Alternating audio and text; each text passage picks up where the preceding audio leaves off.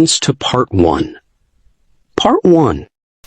You will hear a conversation between a dental receptionist and a patient. Now you have some time to look at questions 1 to 6.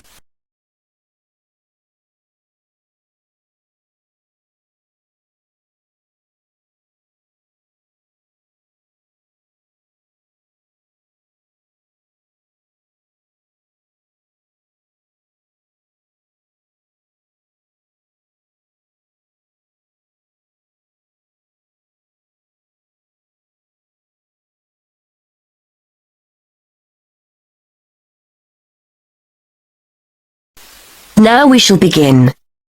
You should answer the questions as you listen, because you will not hear the recording a second time.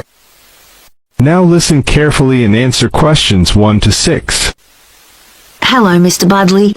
Is that your treatment finished for today? Yes, I've just had the X-ray for now. The dentist asked me to make another appointment to have one out, and then to get my teeth cleaned. Okay, let's have a look at what's available.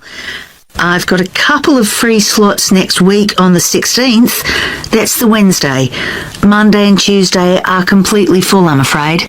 Isn't there anything sooner than that? I'm in a lot of pain. Nothing this week? I'm afraid not. We're very busy this week. One of the dentists is away on holiday, so we're a little short-staffed. If someone cancels, I'll give you a call. But for the time being, shall I book you in for the 16th? We have a free slot at 1:30 and another one at 3:30. Okay, can you book me in at 3:30? Let me make a note of that. Oh, hang on. I can't make 3:30. I've got a meeting at 4 and I'll never get back in time. It'll have to be 1:30. Right, that's booked for you. Now, the extraction will be £90 and the X-ray is £20, so that's £110 altogether. How would you like to pay? Cash or cheque? I'm afraid we don't take cards. I'll pay by cheque, thanks. If it's okay, I'll pay for the X-ray now and the rest at my next appointment, just in case I have to cancel for any reason. That'll be fine. Just to let you know, we need at least 24 hours notice if you have to cancel, otherwise there's a £10 fee. So, the cheque, who shall I make it payable to? Sinclair Dental Surgeons. That's SINCLAIR. Before you hear the rest of the conversation, you have some time to look at questions 7 to 10.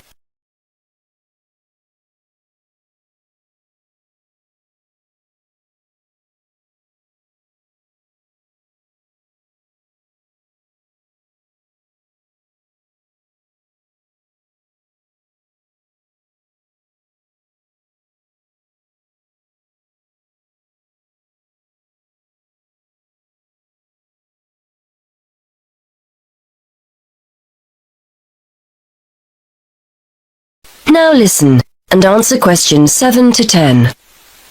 While I'm here, I was wondering whether you had any information about dental insurance. I think my teeth are beginning to show signs of age, and I might need a lot more treatment. There's a company we work with. Here's one of their leaflets. Their prices are very competitive, and the cover they offer is similar to that of most other companies. They pay up to £650 a year for dental treatment, and you can add your wife and children to the plan whenever you want with their family cover plan. This gives you a generous discount compared to individual plans. Thanks. It looks interesting. And they offer interest-free monthly payments too. There's a telephone number you can call for more information. Thanks. I'll take it home and have a closer read. Will I be able to claim for the treatment I'm having now? Any treatment you have after your membership starts will be covered. So if you're quick, you might get the cost of work next week covered. Thanks again. Well, I'll see you next week then. That is the end of section 1. You now have half a minute to check your answers.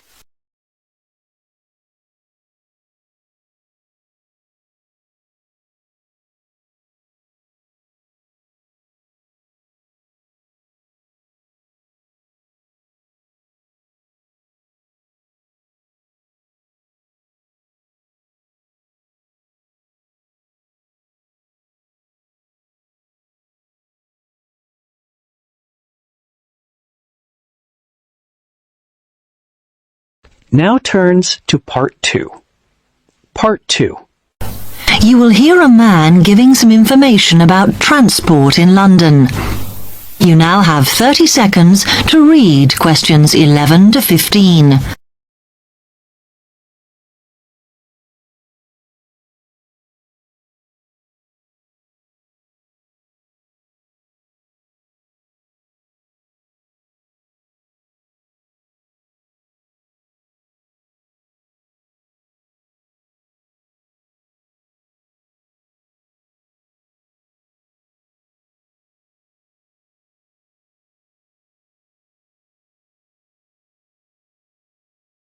Now listen carefully and answer questions 11 to 15.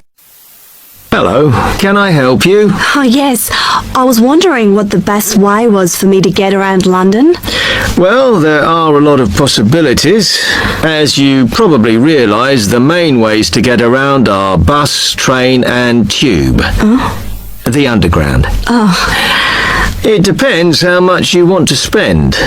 All forms of transport offer special tickets, such as cheap day returns on the trains and so on.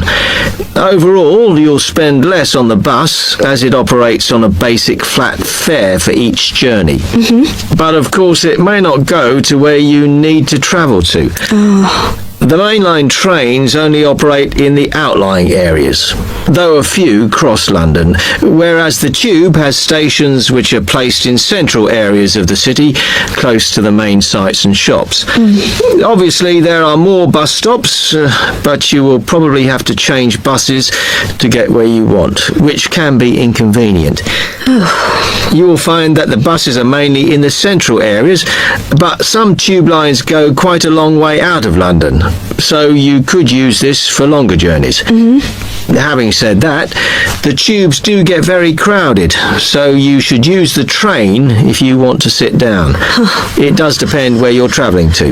Well, I'm living on the outskirts, but I have to travel into London to college every day, and then around London when I'm here. Okay, so time is going to be an issue for you. The tube should be fast crossing London, but quite honestly, there are so many delays that it's not very efficient. Again, the train has fewer stops, so is probably your quickest option to get to and from college. Of course, which service you use might depend on how frequent it is. I mean, the trains might only be every 20 minutes or whatever, but a timetable is published to save you hanging around. There are a lot of tube trains at busy times of day, but fewer at other times, whereas the buses run every 5 minutes through most of the day, and there are night buses. But you'll need to check out your route first. You now have 30 seconds to read questions 16 to 20.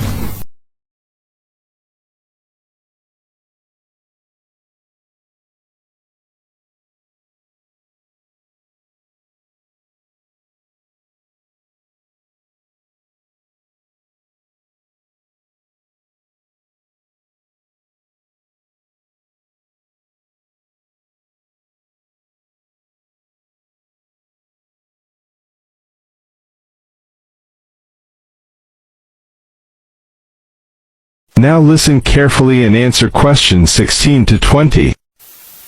Okay, thanks. How can I get from here to Hackney then? Right, well, you can choose. We're here at the information office, okay?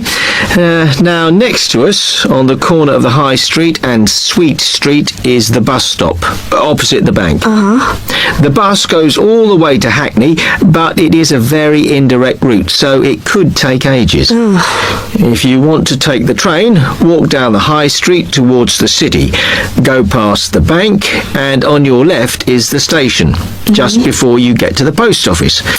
There's a mainline service to Hackney Wick, so if you need to get into the centre of Hackney, you may need to pick up a bus when you get there. Opposite the post office, on the corner of Hart Lane, is the tube entrance. You'll see the big signs. That's probably the best way to get there, though you may have to change. It's probably best if you go and get a travel card first. To get to the ticket office, you go out of here onto the High Street. Then turn into South Street, and the ticket office is on your right opposite the cinema. Of course, you may decide it's quicker to take a taxi, but it's a long way, so I think it'll be very expensive. If you do want to get a cab, then the rank is outside here, just opposite the office. That is end of section 2. You now have half a minute to check your answers.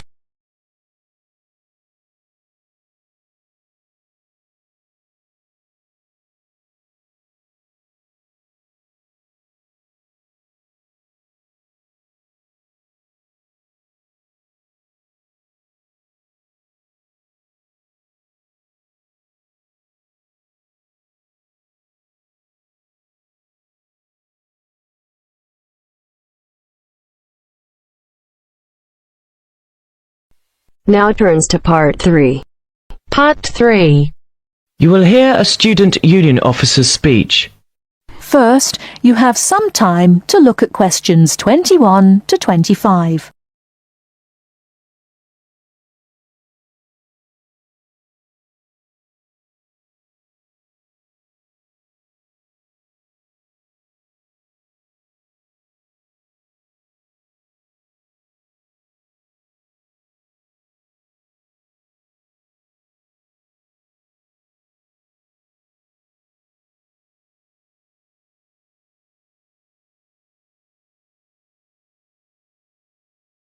Now listen carefully and answer questions 21 to 25.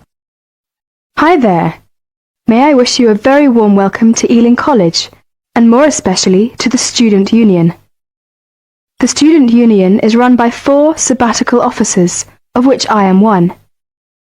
As the President, I am charged with the overall day-to-day running of the Union itself, according to established policies within the Constitution.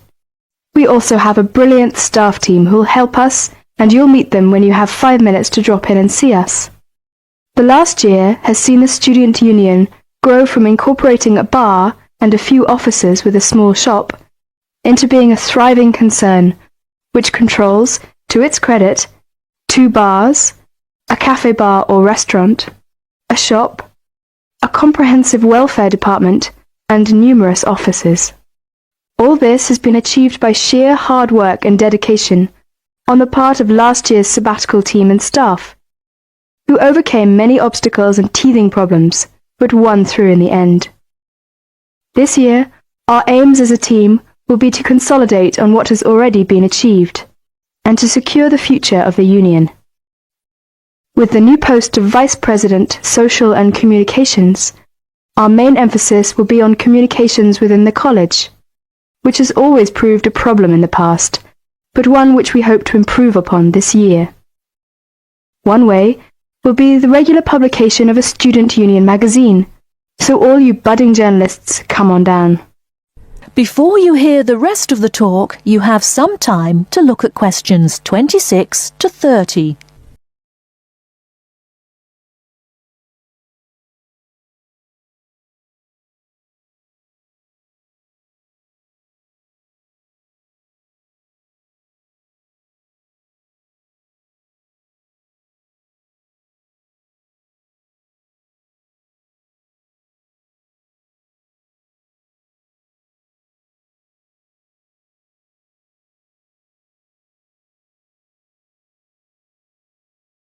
Now listen and answer questions 26 to 30. We are very aware that a lot of you have never had any contact with student unions before, and don't know what they are or what they can do for you. So basically, here's a quick rundown. If you have any problems at all, either when you start college or throughout your time here, don't hesitate to drop in the SU office in the North Building and see Pat, our office assistant. She will be able to help you with most of your day-to-day general inquiries, or if she can't, she will direct you to one of our staff who can. Myself and the other 3 vice presidents are here every day, and if you need to see us, just fix a time with Pat, and we'll be only too happy to help you. By the way, queries or problems can range from a late grant check, finding a place to live and academic matters, right through to the best places to eat, directions to the bar, or somebody blocking you in the car park. We'll give anything our best shot. Please remember, while you're at Ealing, that going to college is not just about education. Make sure you enjoy yourself as well, because believe me, time will fly once you're here. Ealing is a really good place to live, as there is lots to see and do. And don't forget, the metropolis of central London is only 20 minutes away by tube. Finally, the Student Union is an organisation run by students for students. So if there is anything you don't agree with, or you have any new ideas, please come along to the Union General Meetings and don't be afraid to speak up. Or you could give up a little of your time and stand for the Executive Committee, which is made up of students who help us out with lots of interesting things. I would like to take this opportunity to thank all the sabbaticals of the last 2 years who have worked so hard. My very special thanks goes to Winston, Martin and Peter and all the staff who not only did a great job but have been my good friends as well. Lots of luck and success for your year at Ealing. Work hard, but play hard as well. That is the end of part 3. You now have half a minute to check your answers.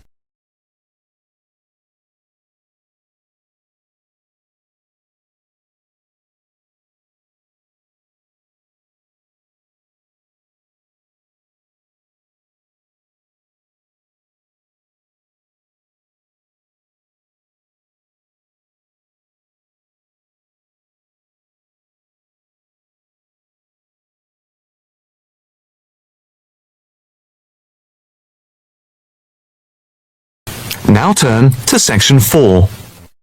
Section 4. You will hear a talk on the effect of architecture on people's mood. First, you have some time to look at questions 31 to 40.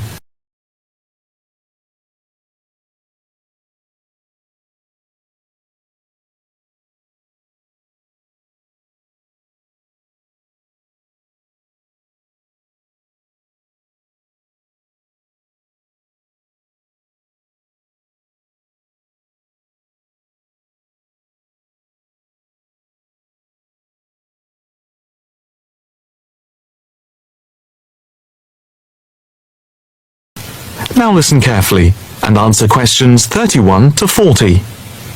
My group has been doing a project on the importance of architecture in people's lives and whether it has any impact on the lives of people in general. The main part I have played is in the collection of data to find out what effect, if any, various buildings have on people's mood, i.e. whether ugly buildings make people unhappy and whether beautiful buildings do the opposite. We had originally thought of starting measuring people's reactions by using a questionnaire with about 40 questions, which we were going to hand out to people, including students at the university. But we were worried that doing the questionnaire would be too time-consuming for people to fill in, so we gave up the idea. I then asked several of the postgraduate students for advice. One of them came up with the simple idea of showing people images of various buildings from different eras and styles, instead of giving out the questionnaire, and asking them to indicate how they felt on a scale of 1 to 5 about the images, where 1 was unhappy and 5 was very happy. People would also be given the option of not saying what they felt. Using the scale meant that it would be much simpler to record people's reactions. I decided to follow this advice, and so the first stage was to collect a large number of images. I used Google to print off colour images of views of houses and apartment blocks where people live, and different types of buildings where they work.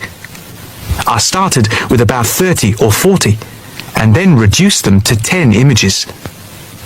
Media resources in the Amory building at the Judd Street branch of the university helped me produce the final images. I had them blown up to A4 size, and we used colour rather than black and white to make the detail on the images clearer. We made 5 sets of images, and for protection when handling, we pasted the images onto hard card. Then, using a machine to wrap them with plastic, we laminated the cards. 5 of us targeted different age groups, We went to a local school where we obtained permission to ask a group of teenagers between 11 and 18.